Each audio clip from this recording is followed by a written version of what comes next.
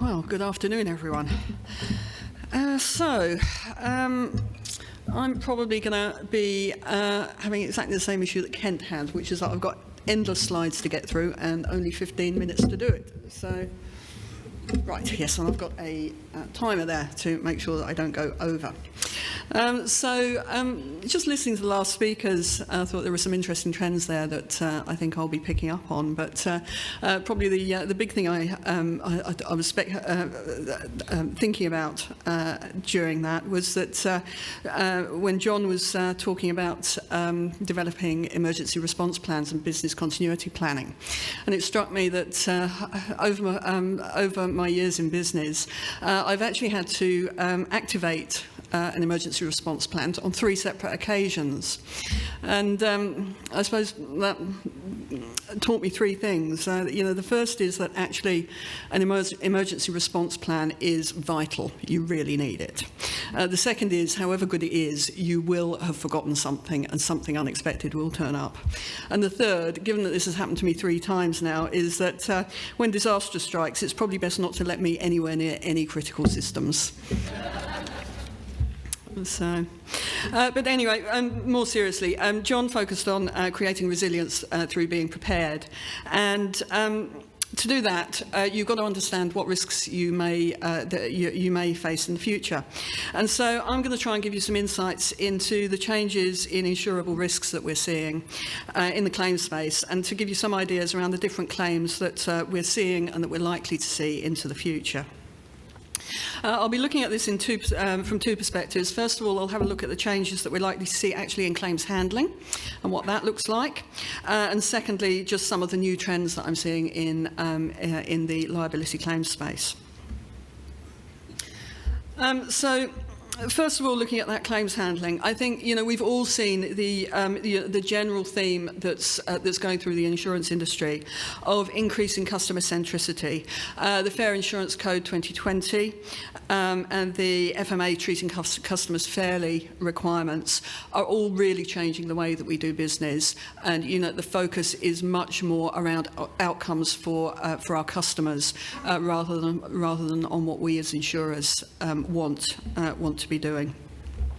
From a claims perspective, that requires timely resolution of claims and applying the policy terms fairly, and and making sure that we're getting the outcomes that the customer needs.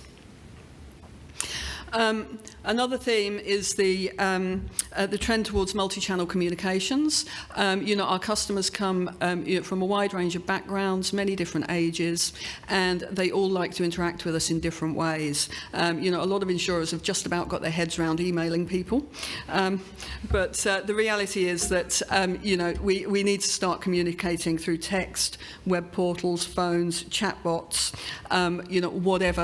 whatever the customer needs. We're going to need to be adaptable to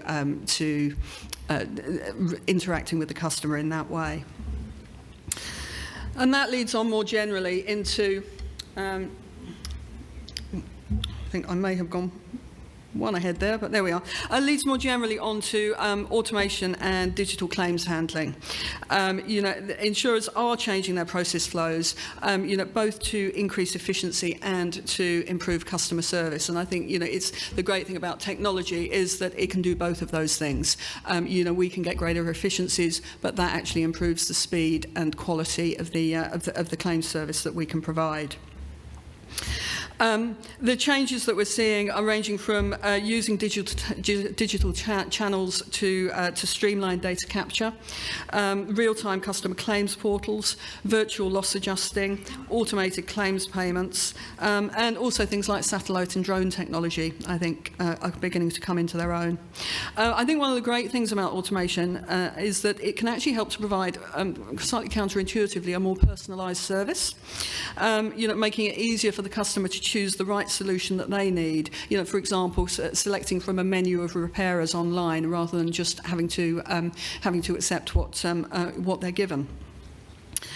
One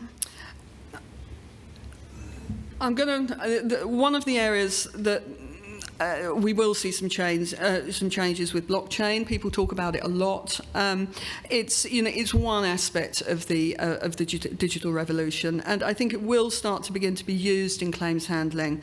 One suggested use of this is with automated claims payments being done through blockchain, which happen when certain events occur. That can be done through things like smart contracts, and we're talking there about things like automated property damage payments made through a link to the Met Service data, where a storm occurs above a particular limit, and that triggers a payment. Equally, automated claim notification through telematics, when a car's been involved in an accident. But having said all that, insurance is, of course, a people business, and claims involves helping people with their problems and getting them through that problem and getting them back up and running. And what I see is that I think claims will increasingly diverge into automated claims processes for claims where that suits the claim, the very repetitive, straightforward claims. But I think the more complex claims are still going to need skilled specialist insurance professionals helping to resolve those complex problems. And so, I see new technology as being really valuable in basically freeing up the time to enable skilled professionals to actually provide really quality service and support for our customers. So that's a quick canter through where I see claims handling going in the future. And now I'm going to have to really, very speedily, there we are. Yeah. I'm going to really quickly run through some of the trends that I see actually in the claims that we're seeing in the liability space. And I've split these into three main areas. I think there are three areas driving those changes at the moment, which are the changing regulatory landscape, COVID-19, which of course has been touched on by many people, and also the ongoing changes in technology. So looking at each of those in turn, first of all, we've got the legal and regulatory landscape. It's an area that's continually evolving, but there are a few standout changes that are affecting liability claims. And the first of those is the new Privacy Act that came in December last year. The new Act has, of course, introduced compulsory privacy breach notification, which I think we're probably all aware of, and the associated fines. And I think, I've certainly seen that this has meant that there's been an increased focus on privacy across the board. And, I'm certainly seeing both in our technology and cyber claims, the concern around the breach of personal data is there's much more of a focus on that in the claims that I'm seeing now. The second area of regulatory change that I think we're going to see quite a bit of movement in the near future is in class actions. The Law Commission is currently consulting on new regulations to make class actions easier to bring in New Zealand. And there are many litigation funders overseas, particularly in Australia, who I think see New Zealand as fertile territory to increase the amount of litigation here. And I think class actions will see that as their way in, and and a way that they can actually get something of a payday. So I do think that we're going to start seeing a lot more activity in that space. All of this, I think, is part of a more general trend, which is an increasing litigation culture generally in New Zealand. Typically the culture here has not been particularly focused on litigation, in large part, I think, because of the ACC regime.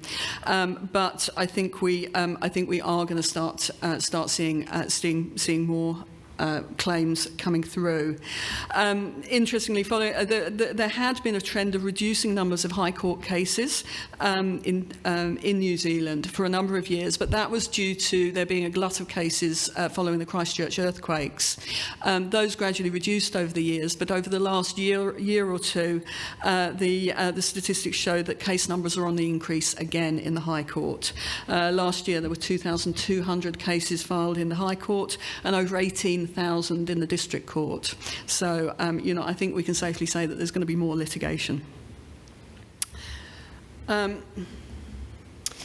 This trend, I think, can particularly be seen in the health and safety space. And, you know, we've all seen WorkSafe becoming more active in terms of prosecutions and in regulatory activity to try to reduce the number of workplace accidents. And whilst WorkSafe's initial focus was on high-risk areas such as forestry and agriculture to try and reduce the death rates, there have been indications that that what they're going to be focusing on in the future is going to be much more focused on mental health and well-being. WorkSafe's current 4-year work-related health strategy has got 3 focuses. It's got carcinogens and airborne risks, musculoskeletal disorders, and significantly mentally healthy work. And I think that's an area that's really going to become a big focus. And I think possibly you know, the COVID-19 pandemic and the mental health issues associated with that are only going to increase that focus. The introduction of the Health and Safety at Work Act has also resulted in much larger fines, and we've seen a lot of those being publicised in the press. Also, reparations are on the increase. That again feeds into that litigation culture where we're seeing a big push you know, from victim representatives to increase the level of reparations that the criminal courts award. There's also been a dramatic reduction in the number of enforceable undertakings that have been agreed by WorkSafe. You know, so that option to you know, reduce liability through agreeing a course of action through an enforceable undertaking that door is closing, and I think is going to result in higher fines and higher reparations. Yikes, I really haven't got long now. We'll try and race along here. In fact, I'm going to... Nobody wants to know about leaky buildings, do they? We've heard far too much about them already. I'm also not going to talk about the Construction Contracts Act, or indeed... we'd better talk about the pandemic. We can't avoid it. From a claims perspective, it's had a number of effects. One of the really interesting ones has been an increase in the number of informal resolutions. What's been really noticeable, you know, and I think this is down to financial stress. A lot of claims that have settled far quicker than we would otherwise have expected them to do. And we found that claims that were going to court are now being settled at mediation. Claims that were going to mediation are now being settled through negotiation. So we're seeing far faster resolution of claims. And I think that's down to, you know, people just wanting the money in their pocket. So that's been a very noticeable change. The other incredibly big change during COVID has been the increase in employment disputes. At the height of the lockdown, 25% of our claims notifications were employment disputes. It was extraordinary. Even now, the numbers are still high, and we expect to see that continue. Interestingly, we've also seen an increase in GL claims, but with a very particular focus, which is casualty claims which have got an old date of loss. And again, I see that as being a financial issue where you know, people had something happen in the past, they didn't have the leisure to do anything about it. Come COVID, they need the money, and they start bringing a claim. So we've certainly seen that. We've also seen something of a focus on infectious diseases generally. And I think that's as a result of people being aware of the health issues involving infectious diseases, and that, of course, is one of the reasons, I think, as Craig mentioned earlier, that we are looking to introduce some specific cover there. We're also beginning to see some recession-style claims. These normally trail a couple of years behind any recession or you know, a series of business losses, but we are beginning to see some D&O claims arising out of business failures, and also the typical claims that you would tend to see from in the professional space against professional advisors. The last thing I was going to talk about, and I have 28 seconds to do it in, is technology claims. So I'm just going to say very quickly, in the 70s, 90% of assets were tangible. These days, 90% of business assets are intangible. That results in technology claims. We're seeing a lot of claims involving technology companies. We tend to find that they are low frequency but high value. We tend to find that people will resolve the smaller stuff during the course of the contract. Technology companies tend to be involved in long-term contracts, and so the smaller stuff gets resolved. And so when it hits the insurers, it tends to be the larger claims that can't be resolved amicably. An odd aspect of that increase is also that the lawyers involved are now becoming more expert in that area. I think it's an area they shied away from because many of them didn't understand it. I think there's a cohort coming through now who really do get it, and they're beginning to really push those claims. So, with very little time left, I was going to talk to you about cyber claims. And all I'm going to say on that is that what we're seeing in New Zealand is a very different experience from overseas. Overseas, we're beginning to see a lot of targeted ransomware where the attack is very specific on a particular organisation, and the amount of the ransom is tied to the size of the organisation, and they're very sophisticated attacks. I haven't yet been seeing those in New Zealand. Typically, we tend to trail the rest of the world in these things by a couple of years, and so at the moment what we're still seeing here tend to be typical Office 365 breaches resulting in invoice frauds. So that's that's the typical claim that we're seeing at the moment, but I do expect to see that shift towards those targeted claims that we're seeing overseas. And that, I think, I'm going to have to get to the end and say thank you very much.